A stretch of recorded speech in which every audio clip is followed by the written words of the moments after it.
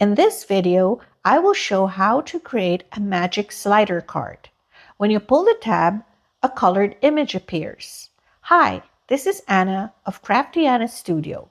Welcome to my YouTube channel where I post card making and paper crafting tutorials. For this project, I will be using the Here Arts August 2025 card kit of the month called Ichabod's Study, inspired by the classic short story Legend of Sleepy Hollow by Washington Irving. This kit comes with a 6x8 stamp set with layering images of Katrina, Abraham, the pumpkin head, as well as sentiments. It also includes coordinating frame cuts to cut out the images and the sentiments, and frame dies to create a gallery of portraits. Also included in the kit are a variety of colored cardstock from Spellbinders, a light from Pearl Blossom Press, a sheet of clear acetate, and holographic specialty paper. You can view the complete kit in my blog post listed in the video description below. I'll be using the Here Arts Core inks Fawn, Caramel, and Espresso to stamp the portrait of Katrina. On a sheet of white cardstock, I will place the base layer of her face. I make sure to leave some space above for her hair. I close the door of my stamp positioning tool to pick up the stamp. Next, I will ink up the stamp with Fawn ink.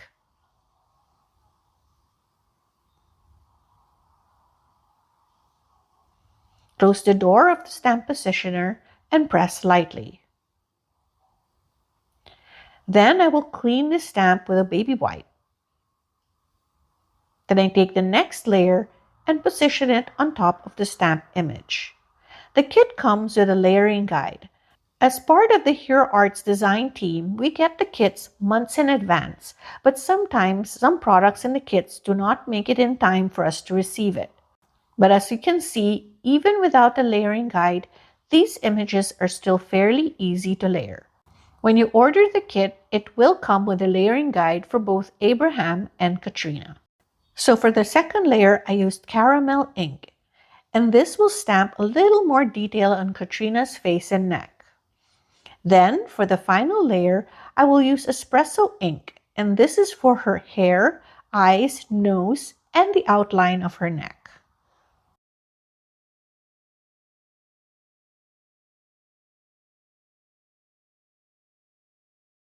For her dress, I will use tangerine for the base layer and pumpkin for the folds, stamping it twice to make it a little darker.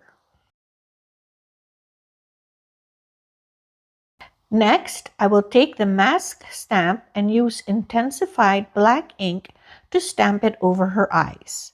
This is the image that will be revealed when the tab is pulled, so adding the mask will make the image spookier in the reveal. For the image in front of the card, I need to stamp on clear acetate, but I do not have StazOn ink, and if I use pigment ink, though doable, it will just take too long to dry. So I have a hack that I would like to share with you.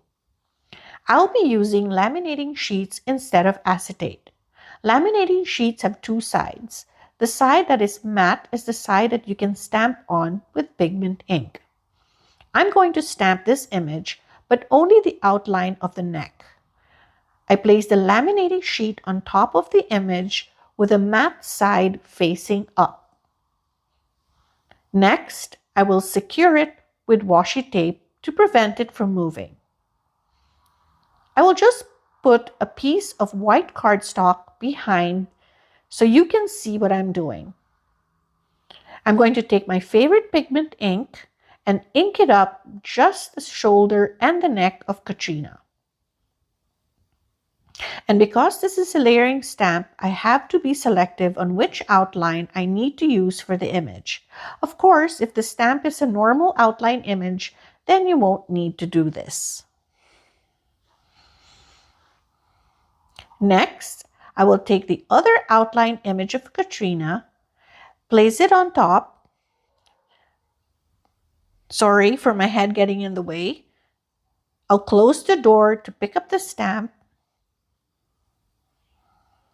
ink it up with pigment ink,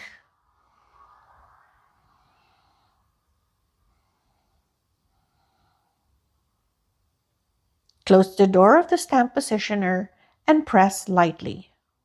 Then I carefully remove the sheet, taking care not to touch the image. As you can see how nice and crisp the image is. Now here is the important part to keep in mind. Place the other laminate sheet carefully on top with a matte side facing down on the image. Be very careful not to smear it as it's still a little wet. Now I will take this to my laminating machine and will laminate the image. I have here my Mink laminator ready and warmed up and set to number 4. If you have a different laminator, refer to the instructions that come with it. Now this is sped up 3 times, but essentially now the stamped image is trapped inside and will not smear. How cool is that? I will now set that aside and work on the front of the card. Here I have a piece of black cardstock cut to 4 inches by 5.5. Off camera, I sprayed it with iridescent ink to give it a shimmer. I will position the fancy frame that came in the kit on the upper half of the panel, and then the coordinating die of the sentiment right below. The sentiment I chose for this card is Happy Hunting, which I had stamped out on a piece of peridot cardstock off camera. I will secure it with washi tape and die cut it.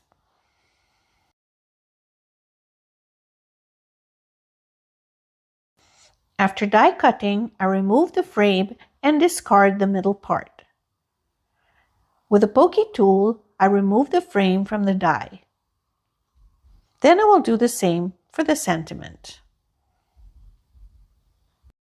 Next, I'm going to take some black glitter paper. This one is from Hero Arts glitter pack that has both the white and black glitter paper. I will use the black glitter paper to die cut the frame detail, which I will glue on top of the black frame.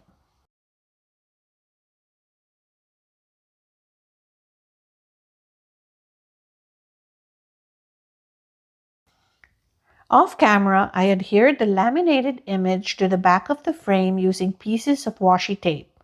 I will add a strip of washi to one side as it will prevent the tab from catching on the edge of the laminate when it's pulled out and back in again. I will use liquid glue to adhere the frame and the laminate. You can also use double-sided tape.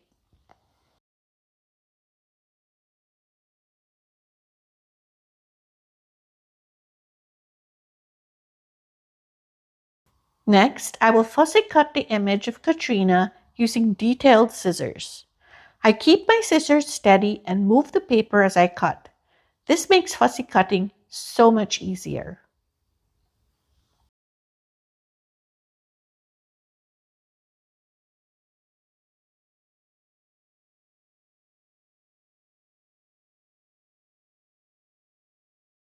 After fussy cutting the image and trimming it down, I will position it behind the laminated outline.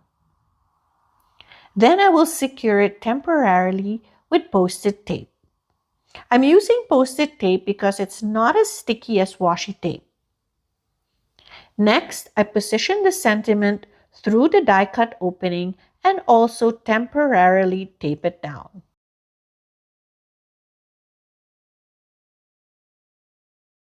For the background of the image, I will use a piece of carrot cardstock and glue it down on the upper half of a 4 and 5.5 inch side folding note card. There's no specific measurement for this cardstock. I just make sure it covers the background of the framed image. Now that I've checked that the positioning is right, I will glue it down using liquid glue.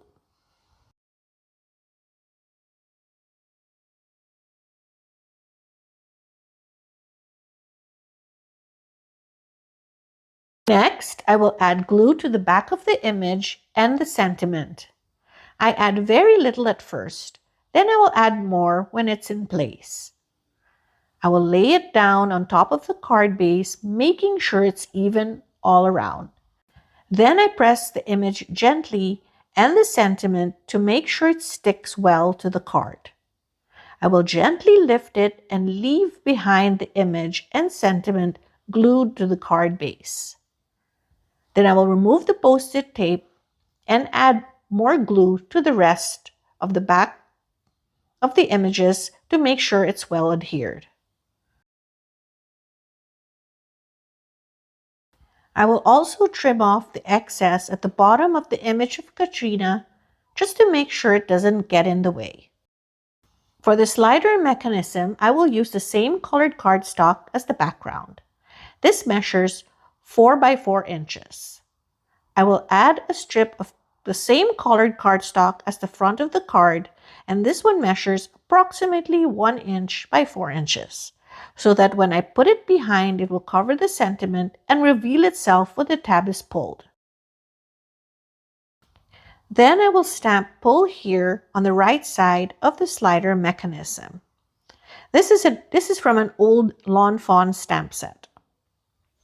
Now it's time to assemble the card. I position the slider mechanism at the back, but before I do anything else, I need to trim both sides to create a stopper for the mechanism so it doesn't go all the way through when you pull it. I take my scissors and cut about 1/8 of an inch, starting on one side all the way up, but stopping short of about 1/4 of an inch from the top.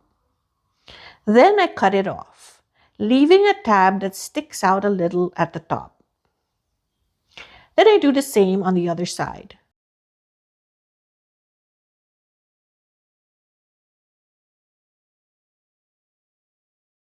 Next, I take a corner rounder and round out the 2 corners.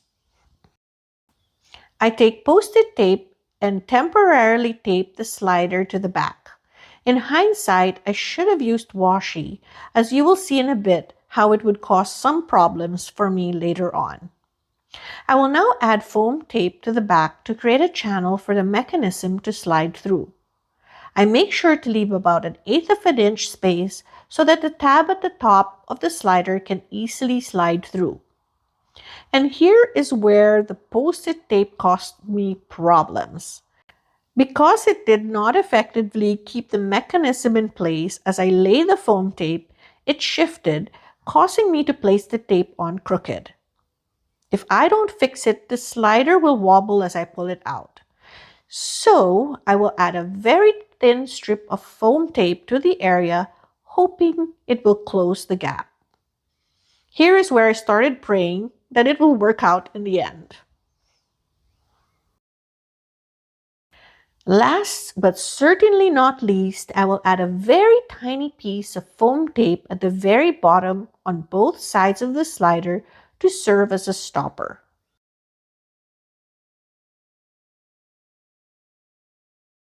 Then I will test it out. It's working well so far, so the last thing I need to do is add a thin strip of foam tape at the top. Now I'm ready to adhere it to the card base. I remove the release paper from the foam tape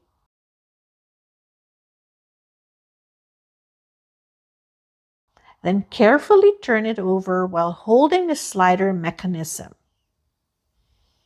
making sure all the corners and edges are aligned to the card base before placing it down. Here's the moment of truth. Yay, it works! So satisfying. Here's the first one I created off camera. This one has a laminated sentiment, and when you pull the tab, the background changes color. I hope you're inspired to give this a try, and if you do, please tag me on social media. I would love to see what you create. And if you haven't yet subscribed to my channel, I would love it if you do so. All the products I use in this video are linked in the video description below. The kit is still available to order. In the meantime, have a wonderful crafty day. Till next time, bye!